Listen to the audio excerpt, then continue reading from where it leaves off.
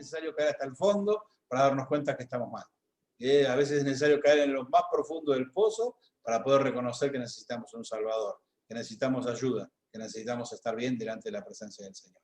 ¿Sí? Y te invito hoy, pensando en esto, que vayamos al Salmo 24, un salmo precioso, un salmo que vamos a estar combinándolo con el 22 y el 23, ¿sí? Y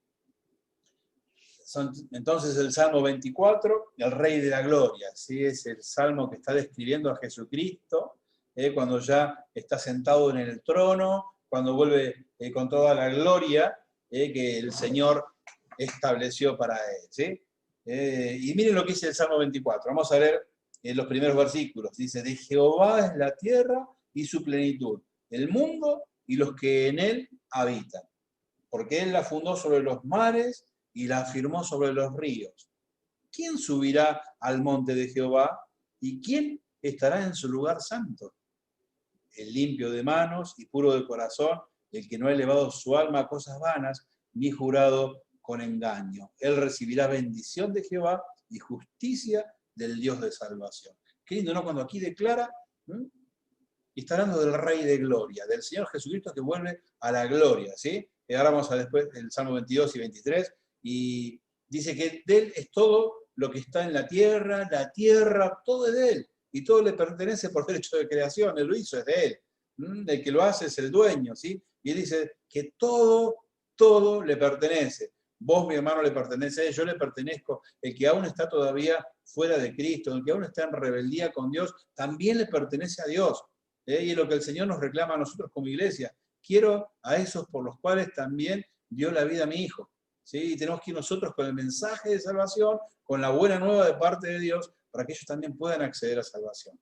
No olvidemos nunca que la segunda venida del Señor Jesucristo se retrasa justamente por esto, para que muchos más tengan la posibilidad de recibir salvación en sus vidas. ¿Sí? Dice el versículo 2, nos está hablando de Génesis 1, 9 y 10, dice, porque él fundó sobre los mares y la firmó sobre los ríos, él fue el que hizo, está describiendo lo que él hizo en la creación. Y aquí viene una pregunta que se vuelve para nuestras vidas y para toda persona, para todo ser humano. ¿Quién subirá al monte de Jehová? ¿Y quién estará en su lugar santo? Aquí habla en ese momento también del monte Sinaí, ¿no? ¿Quién estará en esa presencia de Dios? Pero también nos habla del templo y nos habla también de una forma metafórica del cielo. Entonces, ¿quién tiene la capacidad de poder subir al cielo a estar en la presencia de Dios? ¿Quién? ¿Quién es el que no tiene pecado? ¿Quién es el que está limpio? ¿Quién es el que merece delante de Dios que el Señor le permita acceder delante de su presencia? Allí es donde estamos todos al horno, ¿no? Allí es donde estamos todos con necesidad de un Salvador. Porque dice, el limpio de manos y puro de corazón, ¿no? El limpio de manos es lo que se refiere a lo externo, nuestra forma de actuar, nuestra forma de vivir, ¿sí? Que tengamos que estar limpios, que no haya cometido pecado. Y también dice limpios de corazón, que todo nuestro interior, que todo nuestro ser, por completo esté limpio.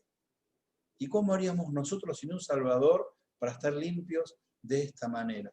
¿Cómo podríamos nosotros sumar cosas para poder comprar nuestra presencia delante del Señor, nuestra entrada delante del Señor?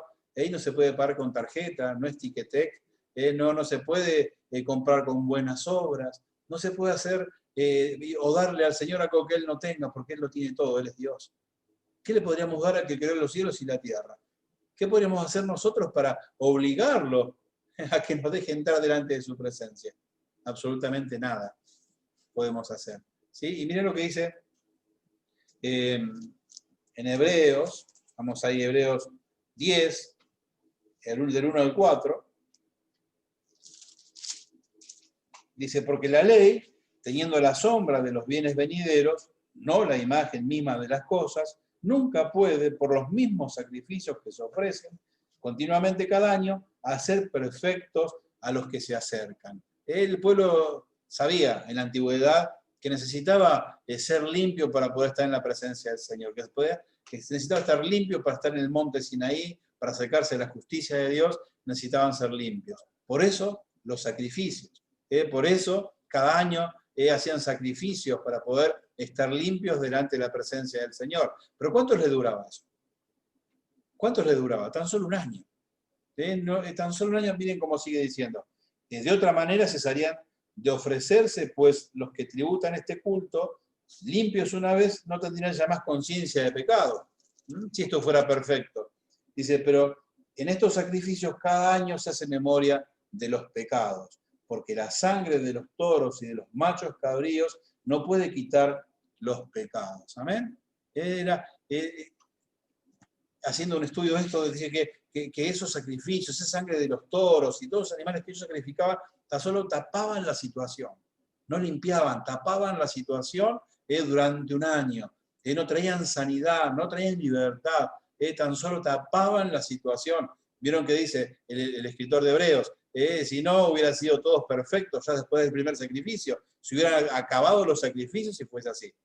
Entonces era necesario un Salvador. Romanos 9:23 dice, por cuanto todos pecaron, y ese pasaje está tomado de Isaías 53, ¿sí? Que cada uno se descarrió como ovejas, cada uno se fue por su camino, y era necesario entonces un sacrificio perfecto, alguien que nos sea de Salvador, para que una vez y por siempre nuestros pecados sean limpiados en nuestras vidas y tengamos ese libre acceso a la presencia del Señor. Y que es lo que tenemos que nosotros vivir, que es lo que tenemos que entender, que es lo que tenemos que experimentar profundamente en nuestras vidas para estar preparados y conducir a otros a la presencia del Señor. Que entiendan que todo pecado es limpio por la sangre de Jesucristo. Y a mí me pone tan maravillado, ¿no? Cuando vamos de vuelta al Salmo 24, ¿sí? Y vemos allí que el 22 y el 23 son como un compendio, van todos juntos, ¿no? Y el 22 nos declara a Jesucristo como el Salvador, el 23 como el pastor, y el 24 como el Rey de Gloria. Todo un proceso, ¿no? La salvación, el Salvador, después ese Salvador pasa a ser nuestro pastor, y este pastor luego pasa a ser nuestro Rey de Gloria, el Señor de señores, el que ocupa de vuelta el lugar en el trono que dejó durante 33 años por vos y por mí y por todo aquel que se crea a creer y confesar que Jesucristo es el Señor. El Salmo 22, y ya lo hemos visto un montón de veces, y habla cosas tan perfectas, casi 1000 años antes de que sucediera el ministerio de Jesús en la tierra. Es como que el rey David estuvo presente allí, siempre les digo, como que hubiese estado físicamente allí en la cruz y pudo ver las cosas que allí sucedieron y vieron, pero 1000 años antes. Como diciendo, va a venir un Salvador que va a tener que pasar por todo esto. Y ahí se van a dar cuenta que Él es el Salvador.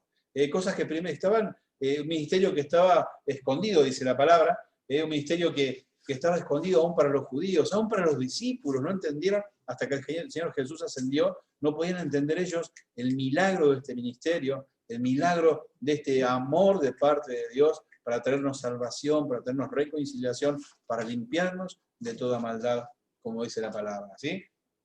Y miren lo que dice en el versículo del Salmo 22, el versículo 1, Dios mío, ¿por qué me has desamparado? ¿Por qué estás tan lejos de mi salvación y las palabras de mi clamor? Son las mismas palabras que Mateo 27 nos refleja. Exactamente las mismas palabras. Como si David hubiese estado presente en profecía en el futuro para poder escribir lo que el Señor me inspiró, ¿sí? Y tiene pasajes preciosos, ¿no? Dice, Dios mío, clamo de día y no respondes, y de noche no hay para mí reposo. Pero tú eres santo, tú que habitas en la alabanza de Israel. En ti esperaron nuestros padres, esperaron y tú libraste, clamaron a ti y fueron librados, confiaron en ti y no fueron avergonzados.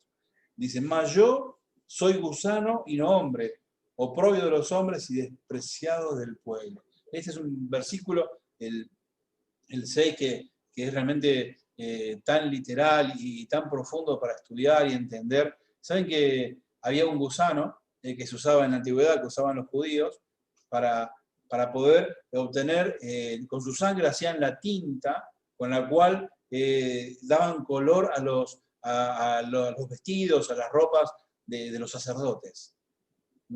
Era esa ropa que resplandecía por el color y estaba tomado de un gusano. Y el Señor le dice, y yo gusano soy, porque Él también fue aplastado por nuestros pecados. Y esa sangre que el Señor derramó nos viste de justicia, nos viste de amor, nos viste de salvación. Esa sangre gloriosa que puede limpiar el pecado del mundo, que puede limpiar el pecado de aquel que se atreve a creer, Dios quiera que sean muchas las nenas que después de haber cometido un error tan grande, puedan entender que su vida puede ser salvada, que su pecado puede ser limpiado y que decidan venir a los brazos del Señor. ¿Sí? Y el Señor Jesús decía, allí yo fui aplastado por el pecado del mundo, nos dice Isaías 53. Y esa sangre nos viste hoy a nosotros, mi hermano, con ropas reales, nos viste con ropas de sacerdotes, nos viste de justicia por su muerte en la cruz del Calvario. Entonces un mensaje profundo, profético, el que tenemos para ofrecerle a las personas. Preparémonos para tenerlo a flor de nuestros labios, para poder decirlo, para poder anunciarlo, para poder llevar al conocimiento a las personas. Decía que es un ministerio que estaba oculto, aún en los judíos, aún en los mismos discípulos de Jesús. Pero hoy nosotros tenemos la autoridad y el don de Dios para dárselo a conocer a las personas.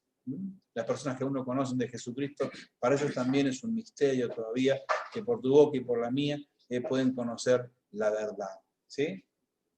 Después el versículo 16 dice, porque perros me han rodeado, me ha acercado cuadrilla de malignos, y horadaron mis manos y mis pies. De contar puedo todos mis huesos, entre tanto ellos me miran y me observan. ¿No? Todas cosas que se produjeron en la realidad, cuando fue la crucifixión. Dice perros, los perros para los judíos eran los gentiles. Ustedes saben muy bien que fueron romanos, soldados romanos gentiles, los que se disputaron las ropas del Señor, las que las hicieron a su suerte. Dicen, mis huesos no fueron tocados. Está más que comprobado que no hubo un hueso quebrado en el cuerpo de nuestro Señor. Vuelvo a decir, qué maravilloso lo que el Señor nos pone para que nosotros podamos terminar de entender y creer. 1000 años antes estaba profetizando con una realidad tan maravillosa lo que iba a suceder en la cruz del Calvario, lo que el Señor Jesús iba a pasar allí. ¿Sí? Hasta cuando disputaban sus ropas, aun cuando él era escarnecido por personas que eran gentiles, y que sus huesos, y que sus manos y que sus pies fueron atravesados por clavos de gentiles, clavos de soldados romanos. Qué poderoso esto que tiene el Señor para nuestras vidas, qué poderoso es mostrarnos cuál fue el efecto salvífico y cuál fue el proceso de salvación, entregar su vida por nuestros pecados. Que esos sacrificios que en la antigüedad se hacían y que tan solo duraron un año, se hizo una vez por siempre y para siempre en la sangre del Señor, del Hijo unigénito de Dios, que bajó del cielo para ocupar nuestro lugar.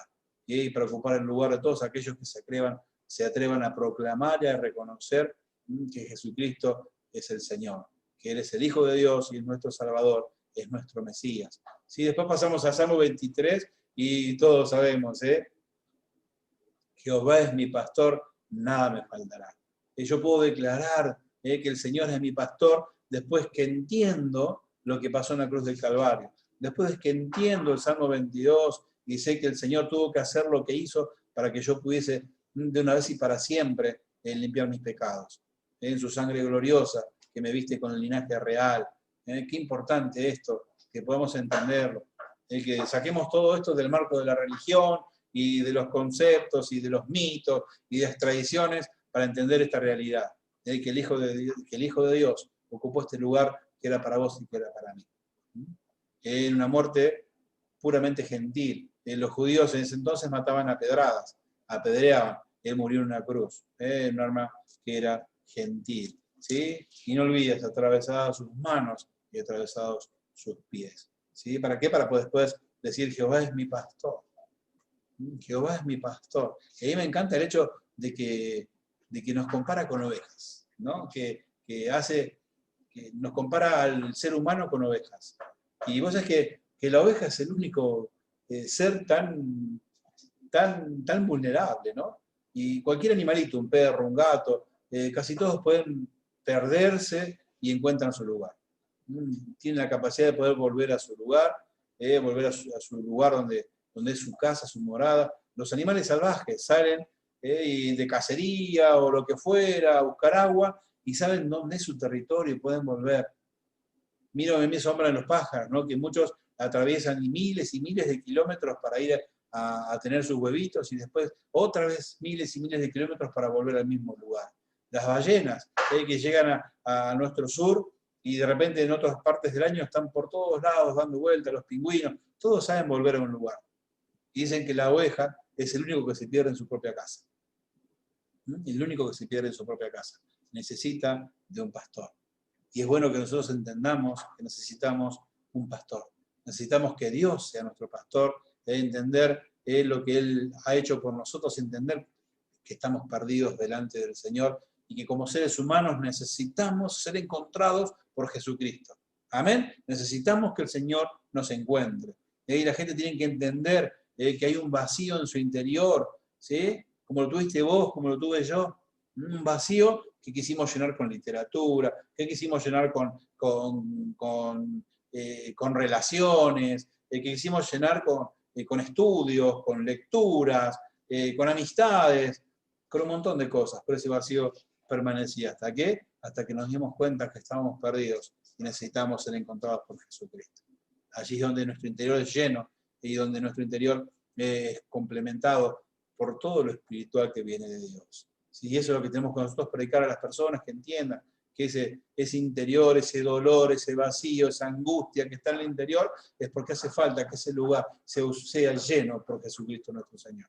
¿Sí? Entonces allí viene la libertad, y por eso es necesario poder entender que Jesucristo es el Señor, que es el mismo ayer, hoy y por los siglos. ¿Sí? Esta salvación no fue para aquella época, es para hoy más que nunca. Como decía, hoy vamos a encontrar y se van a llegar a nuestras vidas tantas personas con el alma partida por haberse equivocado y aún no entender dónde proviene su dolor, aún no entender en dónde está su esclavitud, aún no poder romper las cadenas que lo tienen atado al dolor y a la muerte. Que mi hermano, prepárate porque como iglesia vamos a hacer un puente de salvación, llevando a la gente a Jesucristo, a que puedan entender y llenar ese vacío que produce el estar lejos de Dios, a ese vacío con dolor que produce el pecado. ¿Sí? Así que, volviendo a Salmo 24, mi hermano, dice el número 5, el versículo: Él recibirá bendición de Jehová y justicia del Dios de salvación, tal es la generación de los que buscan tu rostro, oh Dios de Jacob. Qué lindo es poder saber esto, ¿no? Que una vez que pasamos por este proceso de Jesucristo en nuestra vida, se producen cosas maravillosas de parte de Dios. Cosas maravillosas que a veces ni entendemos ni esperamos. Y cosas que tenemos que atrevernos a recibir en nuestras vidas para que ya no vivamos con los ojos humanos tan solo, sino que podamos entender que en el Señor hay cosas que trascienden el conocimiento de todo ser humano.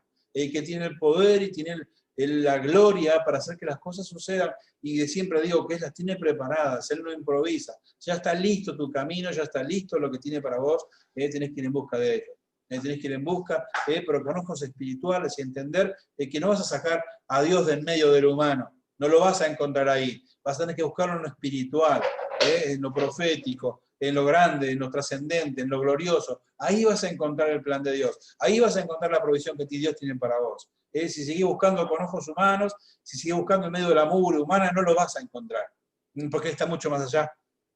Él tiene cosas preparadas que trascienden eso, y no podemos permitir que lo humano nos esté limitando, que lo humano nos esté cercenando lo que Dios ha preparado. Tenemos que animarnos a ver y a creer que lo que todavía no es en Jesucristo, es en nuestro Dios. De eso se trata la fe.